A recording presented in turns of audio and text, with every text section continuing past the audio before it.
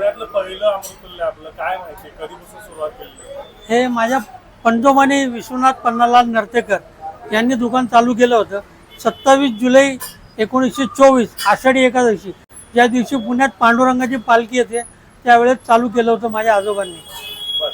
त्यावेळेस माझ्या दुकानी 1 पैसा चहा होता. आज काय रेट? आज 15 रुपये चहा आहे.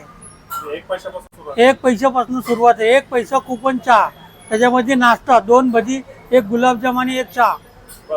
पहिले 1 पैशामध्ये. पहिले माझ्या शेजारी राजस्थान स्वीट मार्ट म्हणून मिठाईचं दुकान पण होतं. आता दिवसात कसे असतं नेमकं रिस्पॉन्स? आता सगळीकडे अमृततुल्य झालेलं हो, नाही पण आमचा रिस्पॉन्स काय कमी झालेला नाही. लोक आवर्जून आमच्या इथं मांजरी म्हणा, हडपसर म्हणा, कोथरूड म्हणा, पुणे शहरात जेवढे माझ्या इथं चहा पिऊन गेलेले सगळे परत येतात. पुण्यात जेवढे वरिष्ठ मंडळी आहेत सगळे माझ्या दुकानी चहा पिऊन गेलेत. हजरत बाबाजान दर्गा आणि शंकर महाराज हे सुद्धा पहिले आमचा भांग्याचा गोठा होता, म्हणजे थंडाई जे बनवतो तो माझा व्यवसाय होता. ब्रिटिश गव्हर्नमेंटने लायसन कॅन्सल केलं.